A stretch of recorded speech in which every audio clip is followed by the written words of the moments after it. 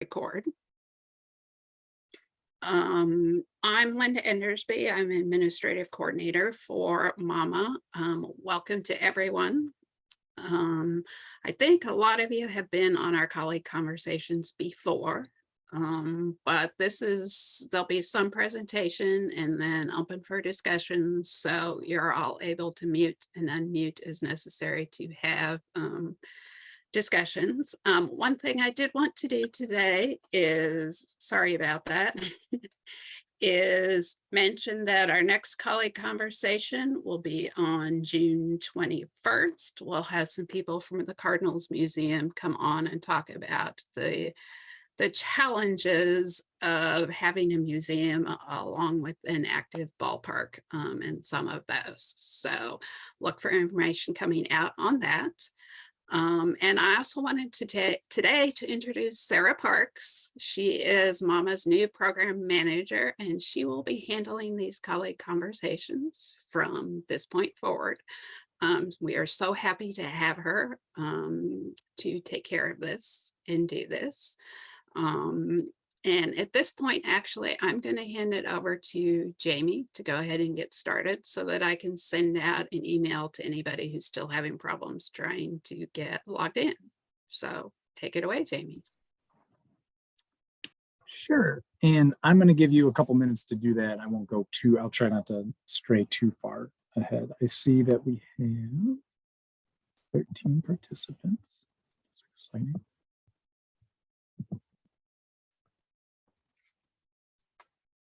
We had 18 registers. So. Okay. That's pretty good. So my name is Jamie Henry. I'm with Missouri State Parks, but specifically I'm the site superintendent for the first Missouri State Capitol State Historic Site. We're located in downtown St. Charles, Missouri.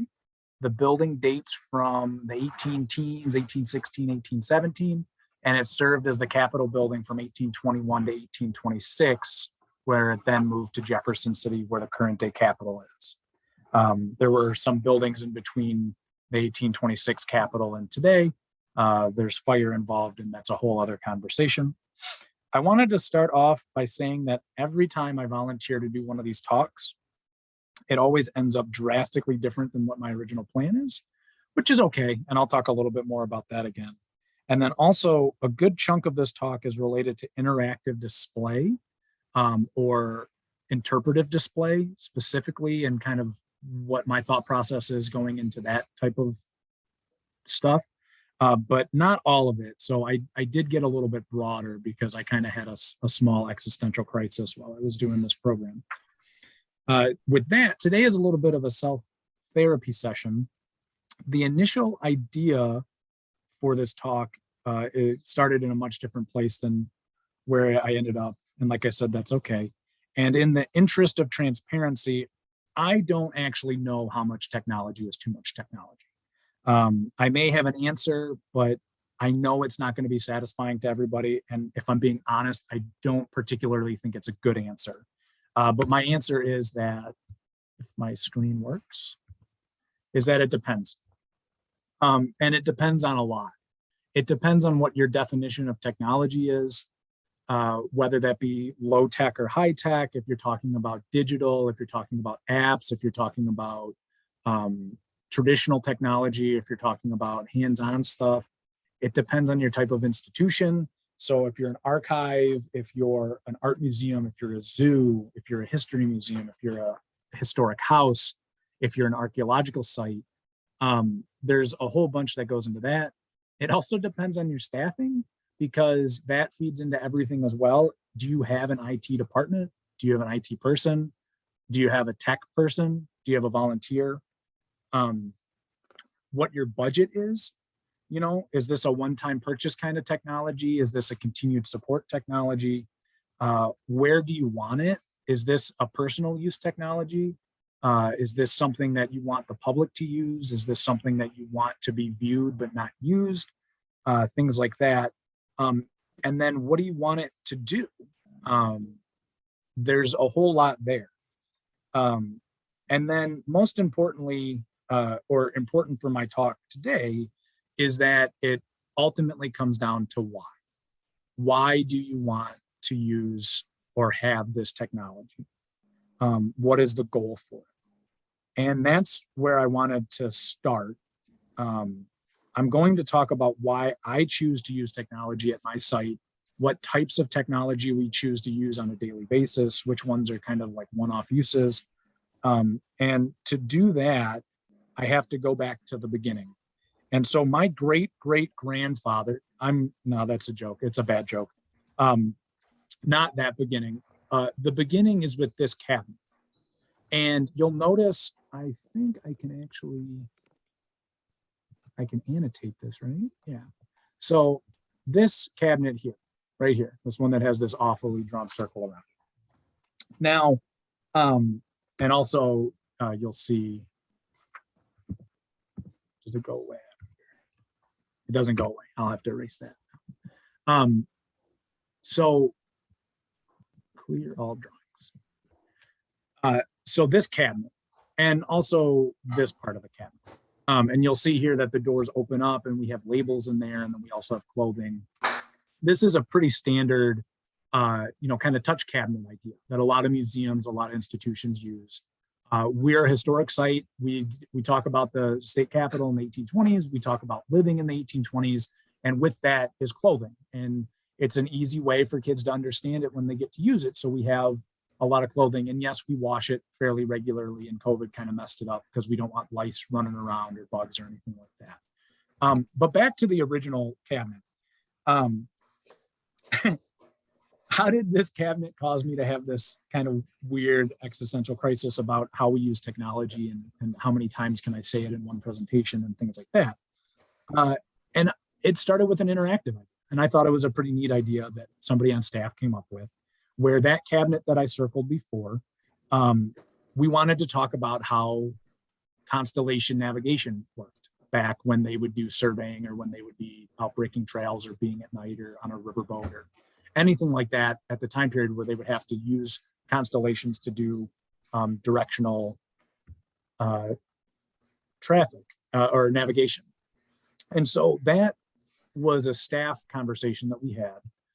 I have myself, and then I have an interpreter, an assistant superintendent, and then a skilled trades worker that kind of is our, knows how to build everything. And also our deputy event planner too. But so we started talking about stuff and things that we'd seen at other institutions. So we could do a tablet with slides that had constellations and talked about how it worked.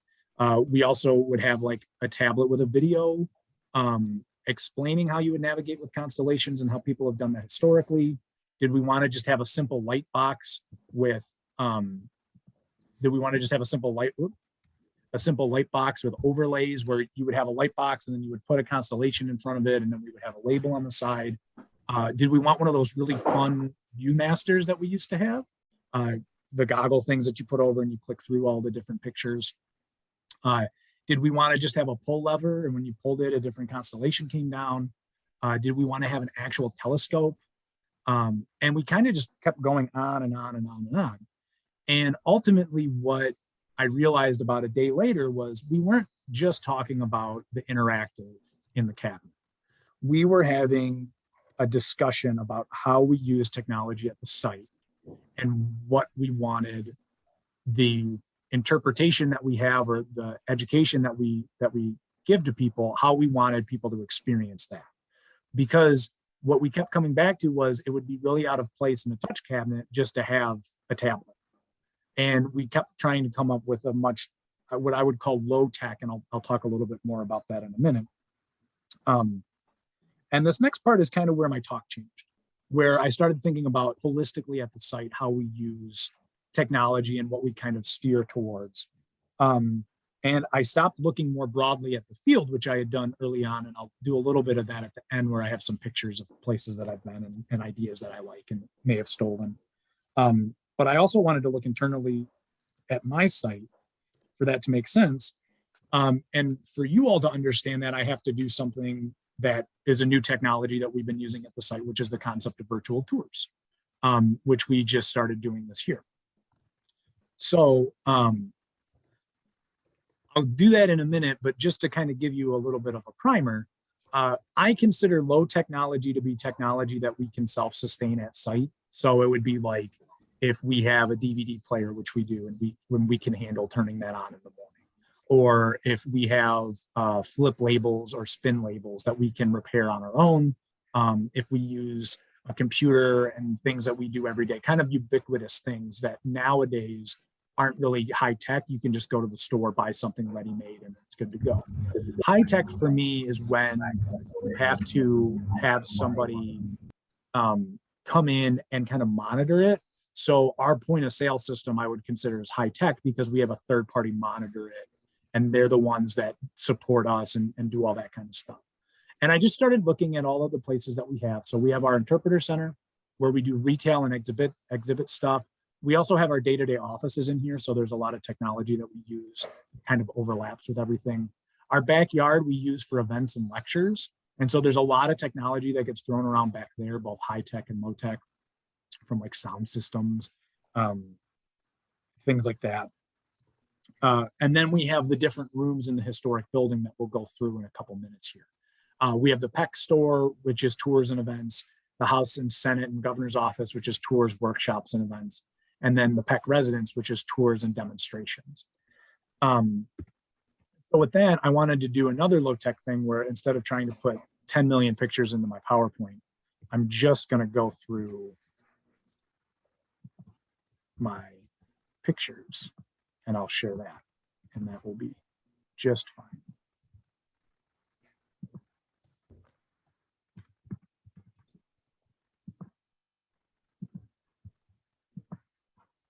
So this is the beginning of my site.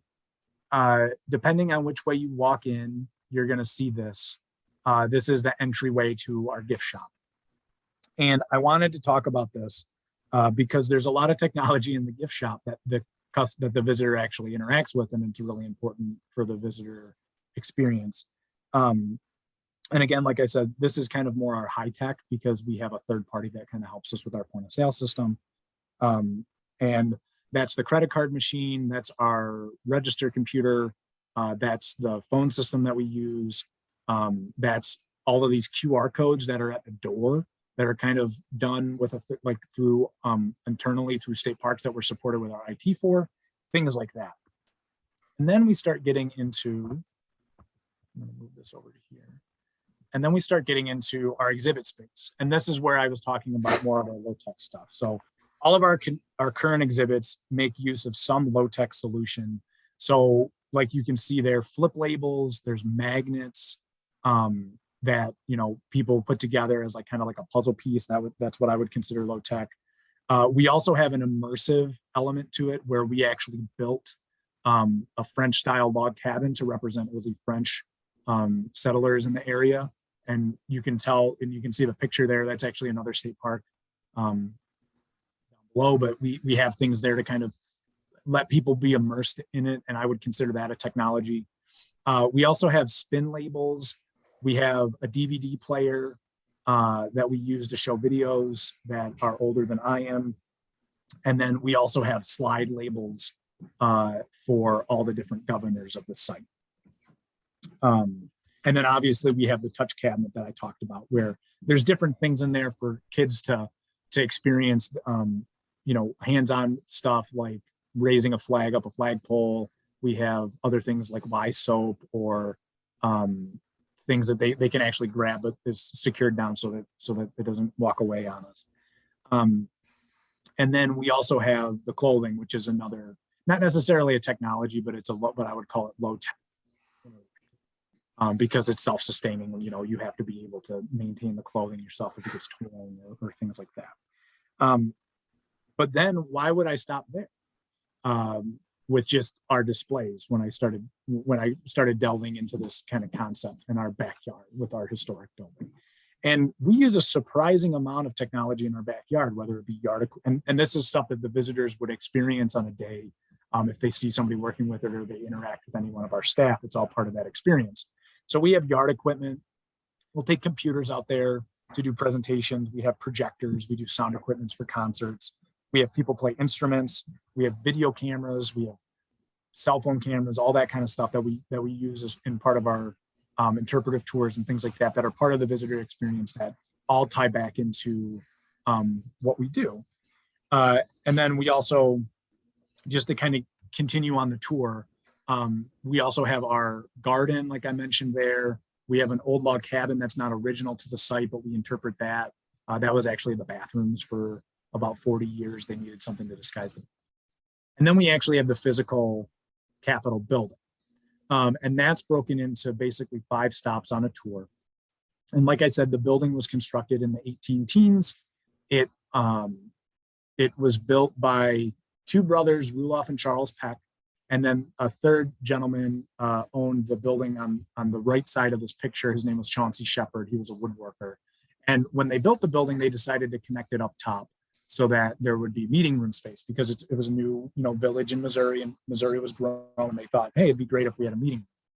So then kind of get to go on the tour where we interpret the way that they locked their doors, which is a low-tech kind of thing that we kind of self-sustain ourselves. You get into the Peck store, which was a general goods store in the 1820s, where we talk all about bartering and the different types of trade goods that people would have had. We have a lot of hands-on components here that are visual interpretive aids. So you'll have like gourds that would have been water jugs. That glass jar in the middle of there is filled with chewing tobacco. We talk about candle making. We talk about furs and fur trapping and things like that. And we talk about the technology that people used back then. So the heavy traps that you see in the back there. We also talk about the people that would have worked there. So Charles and Rulof ran the store. And then we also talk about live stove and beeswax, and we talk about food preservation and all those technologies. And then another thing that I thought interesting when I started looking at this is we actually came up with a really low-tech solution for another problem that we had, which was we didn't like using real candles anymore. And we actually found these battery-operated candles that flicker like a real candle, and they even feel like a real candle too. So that was another small technology change that we've made to the space. So it's not just in my exhibit space that I had to think about this. We're constantly developing new things for our tour. Then you head upstairs and you get into where the Capitol was. And we kind of cheated on this a little bit, where we talk about the Capitol as it would have been set up when it was a Capitol, but it wouldn't have been the Capitol year round. It only would have been like this for a few months a year when they were in session. But the benches are where the House was. The House of Representatives was. On the far end, you see that green cloth on those tables. That's where the Senate was. And this next view, you'll be sitting, looking forward with a relatively well-dressed mannequin that's a little bit out of place. And you'll see the windows, and you'll see how there would have been desks up there for clerks and for people to write. You'll also see all the things that you would have needed. So a candlestick holder to have candlelight at the desk, the quills, a decanter for water or drinking or whatever, an inkwell, all different types of technologies that we talk about, that instead of using a picture to illustrate, we have the physical thing. And that's something that is kind of integral to the site. And as I started getting more and more into this, I realized, yeah, so pretty much any technology that we do, if it's behind a screen, it's going to be counterproductive to what we do unless it's something that we can't display. And that's kind of where I got from there. You'll also see we have the wood burning stove. We have the clock over there. We also do make use of pictures for things that we can't always have readily available. So we have a map of the United States to show the Mason-Dixon line. We have another picture of what frontier style clothing would have been with the buckskin. We also use technology to monitor our environment, which is another thing that we can interact with certain people if they're interested in. And that's just another part of the experience. And then again, looking into the Senate, you see there's an inkwell pretty much on every table for the quills. And you can see what the look would be there with the base cloth, which was used to kind of stop quills from breaking. This I wanted to show, we also use a little bit of low-tech stuff for our windows. You can see the wooden thing up in the left corner. That's actually a stop that we use to keep the windows open so we can put the screens in. And I also just wanted to plug that I'm getting a new sidewalk that I'm very excited about. So then we go into the governor's office, and there's even more stuff that we can talk about in here, whether that be the clock on the back table. There's another wood burning stove. you can see there's portraiture, so we can talk about how they wouldn't have had photos back then. It would have been ink, and how that technology influences our site as the transition would be, because there's photos all over the new Capitol of rosters of legislators and things like that. And then again, we have the quills and the candles, and we even have the little lighter and things like that over there. And then we also get to talk about the technology of the construction of the building. And that's another thing that we're starting to involve more and more in what we do. One of the cool things about the back porch is we get to have a long discussion about the technology used to build the porch, because a lot of the original porch was, well, not a lot, but pieces of the original porch were used in the framing of the building when they renovated it year over year from 1826 to 1950, 1960, when it was purchased by the state and restored to be the Capitol. So the reason we know the construction method for the back porch is actually because of the building itself and the materials that they reused. And then finally, we get to talk a little bit about more technology here, which is the Peck residence. Rulof Peck, his wife Adelaide, and then they had 3 kids during the time that they lived in the building. They lived in this portion of the building, and at least that's what the records indicate. And there's a lot of stuff that we can talk about in here. We can talk about the rope bed and the technology involved in actually sleeping on a bed as opposed to sleeping on a floor. We can talk about technology to make toys like that rocking horse down there. We can also talk about plumbing, because I don't know if you can see it, but down under the left leg, or the front left leg post, there's a little chamber pot that they would have used to go to the restroom instead of going out to the outhouse when it was cold, because they wouldn't have had internal plumbing. We can talk about this table here, which is actually, it doubles as a chair. We can talk about the sconces and how they would have used candles. They have a clock as well. We also have the spinning wheel, the butter churn, a reflector oven, and a mortar and pestle. And we can talk about food production technologies and things like that.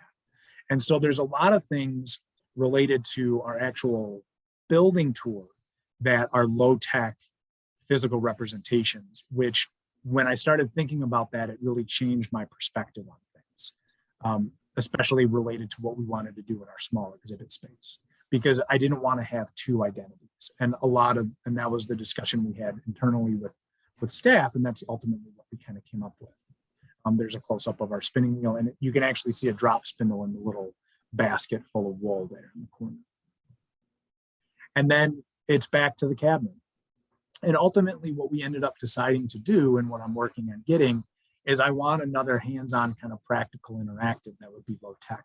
And so we're kind of looking at a scroll kind of idea, where it's a light box and then it's a scroll, and then you kind of crank it, and then the night sky moves. And then we'll have a label that goes with it to kind of illustrate what we're talking about. And let me go back to my PowerPoint presentation.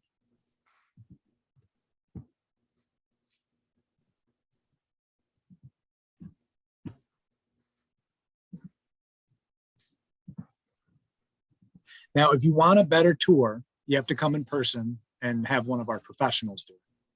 I don't pretend to be a professional tour guide, because the people that we have here are incredible, and they really do cover a lot of stuff. I was just kind of giving you a primer, and we've done a virtual tour with live video, and now we're kind of stepping into doing photo tours for arenas where that is. But back to the original point, and this is where I wanted to kind of open it up for discussion. But every site is different.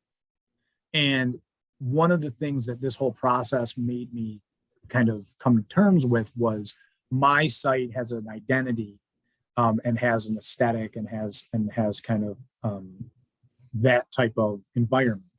And when we try and push those boundaries, we really have to think about what we're doing and why we're doing it. I have some pictures, depending on how long the discussion goes, where I have pictures of stuff that I've seen from all over that I really like to point out as both high-tech and low-tech solutions. But borrow or steal concepts and ideas and adapt them to your space. There's a license to steal. Don't be afraid to go low-tech or even more basic of just physically having the item if possible, but also don't be afraid to go high-tech if you have the support for it, or if that kind of fits within what you want to do. And then in putting this presentation together, I just wanted to mention a couple things that like I just can't even really deal with right now is the concept of the metaverse and having a 3D representation of your space for people to tour through on top of having a physical space. We've had to come to grips with the fact that if we do a virtual tour, we can't do a physical tour at the same time necessarily, or it has to be the same tour group and it's an access issue. And so then we would be able to do both, but you just don't have the staff. So the metaverse is just like this thing out there. I don't even know. And then game theory in museums is another high tech thing that I've seen where there's a lot of basic concept in game design where like you get badges and awards and achievements and things like that. And building that into an app or building that into going through your space that I thought was kind of interesting. But there's more and more stuff on that out, like at Museum or museums on the web and things like that. But with that, I just wanted to open up. I know I kind of went through that pretty quick, but because of the ultimate kind of conceit that I made where I'm not going to give you an answer on how much technology is too much for your site. I hope that like just going through my thought process has been helpful if you've struggled with this kind of concept on your own. Because I know that it's a lot for me to kind of manage with. I have a cell phone for work. I have my laptop. We don't have dedicated Wi-Fi at the site. So we had to buy a MiFi card. So we have to manage that. We have a tablet for the site for certain applications that we have to use. We have our point of sale system that we have to use. And then we have all of the things that go into doing our physical tour and the upkeep around the site. And it can be overwhelming. And sometimes it's nice to take a step back and kind of, look at that. But feel free to unmute or if you wanted to put in, if you wanted to put something into the chat, I'm happy to answer questions or just have a conversation. And then the last thing I can do is I can just kind of go through some pictures of some cool interactives that I've taken over the years and I hope to implement at some point in my career.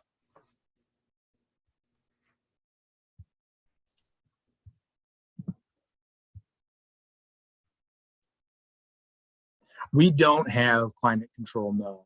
Technically there's heat, but it's radiant heat, which is kind of weird. And the envelope of the building is built to breathe. And so like if humidity spikes, it's going to spike, but most of the stuff is kind of acclimated to that. And we haven't, I'm not going to wood, we haven't had, we started monitoring more and more rooms. And so we can get a more holistic picture, but the rooms that we have monitored in the past, they kind of spike and dip just kind of with the weather because of the way that the building is constructed.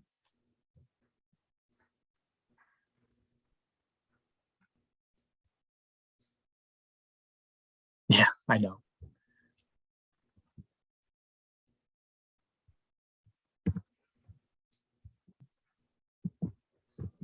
Does anybody else have any questions? And like I said, feel free to unmute if you would like.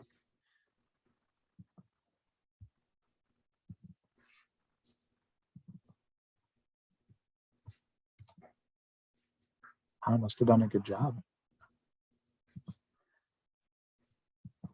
So I just wanted to share some cool low-tech interactives that I've seen. More and more I'm seeing apps and there's things that people do, but I love spin labels.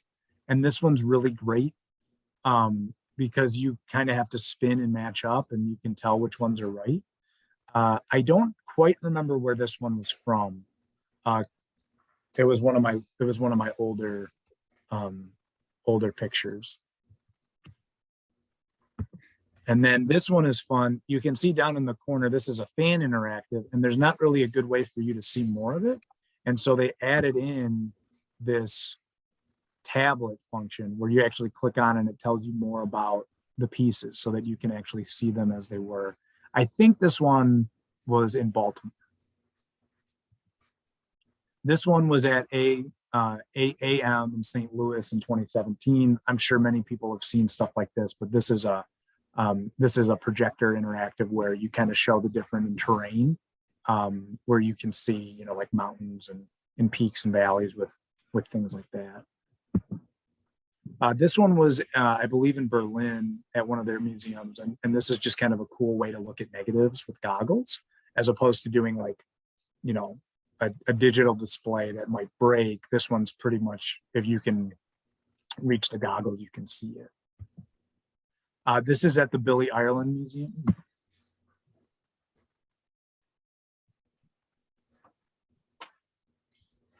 Christina said, adding tech, I think it starts with audience. It needs to be accessible with minimal instruction, as well as add to the audience experience in a way non-tech, low-tech option cannot do. Yeah, I think that's true. And I also think that there's an accessibility to the artifacts as well, where if you can't put something on display, sometimes a digital option or even just a photo is with it. But the accessibility is really what's been driving a lot of our stuff lately, where we've been trying to get more live video so that we can do tours, because our building, we don't have an accessible way upstairs because the only way upstairs is a staircase. So we can do the downstairs, and then the upstairs portion we can actually do as a video tour now, which we're kind of excited about as we kind of look into adding accessibility options.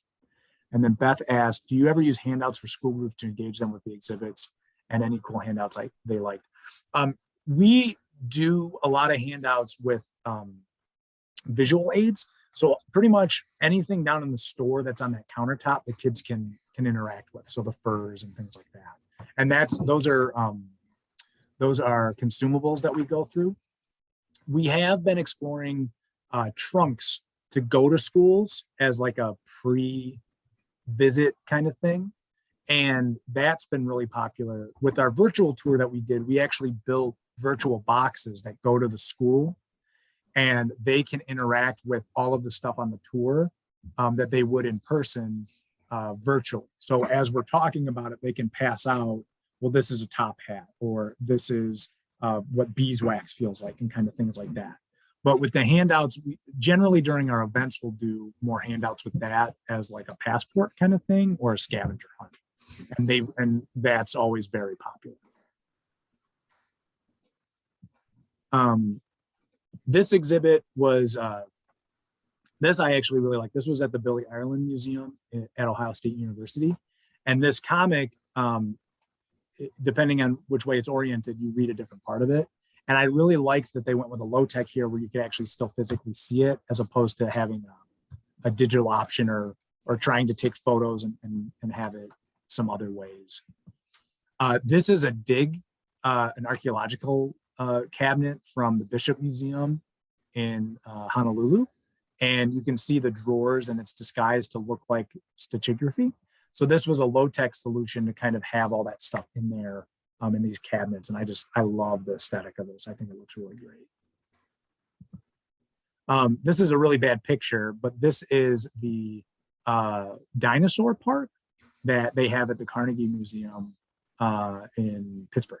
And so you go through, and it's basically one giant diorama, which is another like kind of passion of mine. I really like dioramas. Okay, let's chat. What are your thoughts about museums that are changing out all of their physical printed labels for tablets, such as Discovery World and MKE? I struggle with digital things like that, where you're solely reliant on digital unless you have the staff to do it. I think it from somewhat of a ease of change, it's a lot less wasteful to do that, but in some ways it's more wasteful because it's technology. I don't particularly think that I'll ever go away from panels, because that's kind of just the aesthetic for parks and the site. But I think in certain institutions, it kind of works, especially if you build in an interactive to the label itself. So like a living timeline or something like that. This one's also at the Carnegie, I think, and this was a cool thing where they had a mix of the physical, but it was behind glass. So I think they wanted to have a digital component with the screens, just to show how they do the dating process. This was at an art museum that I loved.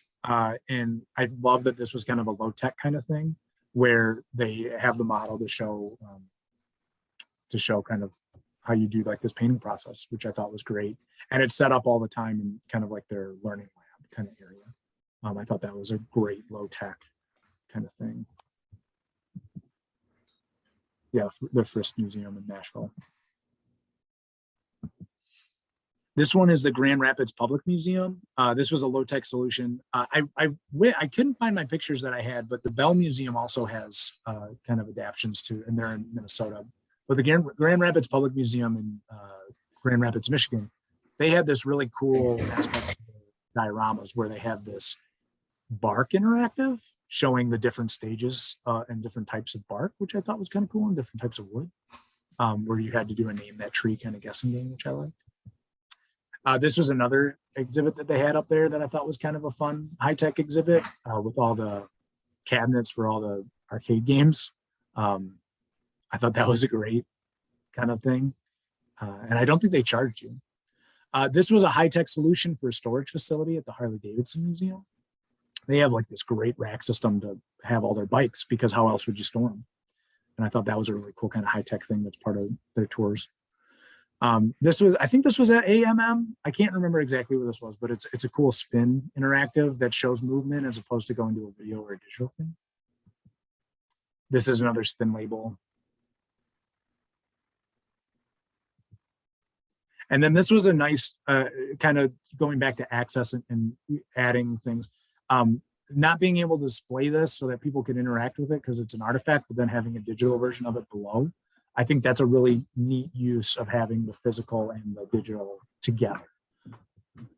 At the Muhammad Ali Center, they have an interactive where you can watch all of his fights and a lot of his speeches, which I thought was a really kind of neat thing, because you're going there and you can get some things, but from reading, but also physically seeing, or not physically, but actually visually seeing the person in video. I thought that was a really neat interactive idea that they had there.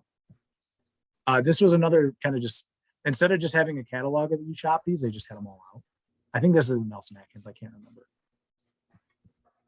remember. This was another way to show stratigraphy at the Oriental Institute up in Chicago.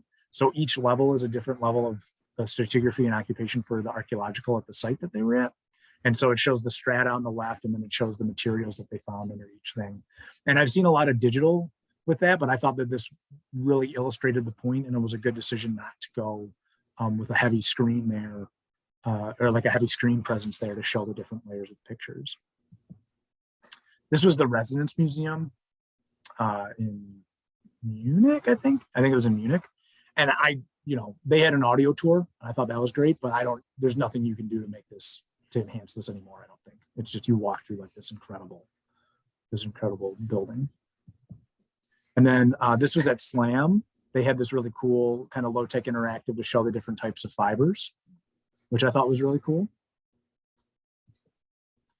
This was a low-tech that we used at the Wisconsin Quilt and Fiber Arts Museum when I worked there. It's just a piecing wall.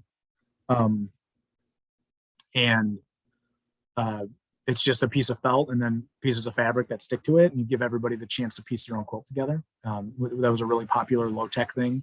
And then there's a high-tech component to that where you can use like a computer program to do the same thing. And I think that's all the pictures I had. But yeah, that was I hope that my conclusion isn't too infuriating, like I said. Yeah, the quilting interactive was really fun. Kids loved it, especially because we made it low enough for them. But yeah, when I got into the weeds on this and I started looking at what other museums do and all that kind of stuff, I really had to take a step back and really think about a whole bunch of other stuff that sometimes you're just in a development, or you're just thinking about how you want to talk about the process, and you go to the easy thing because it's like you can just get an iPad for $400 and then you never have to touch it again. But maybe sometimes having a low-tech solution would be really good. With that, I didn't want to take any more time. I try to keep these at about 30 to 45 minutes, and I think I'm pushing 45 right now. So if anybody has any other questions, feel free. I'm going to put back up my email address if I can find it. I'm not going to be able to find it. I'll put it in the chat. If anybody has any questions or wants to talk more about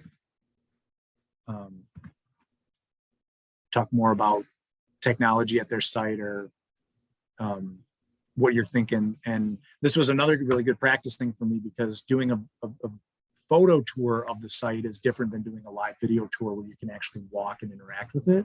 And so we're still kind of tuning that a little bit to see where we want to use photos and where we want to use actual video. And that's another access thing.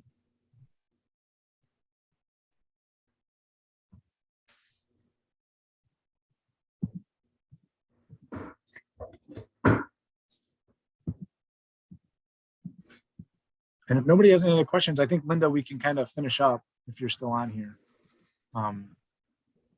But thank you, everybody, for coming. I really appreciate it. And I'm looking forward to the Cardinals Hall of Fame conversation next month.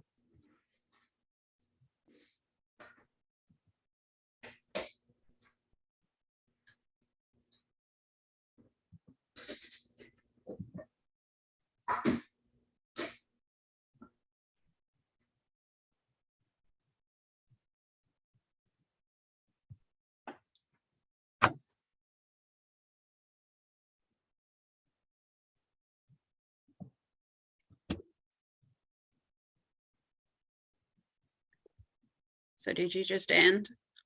Yeah. I was talking to somebody who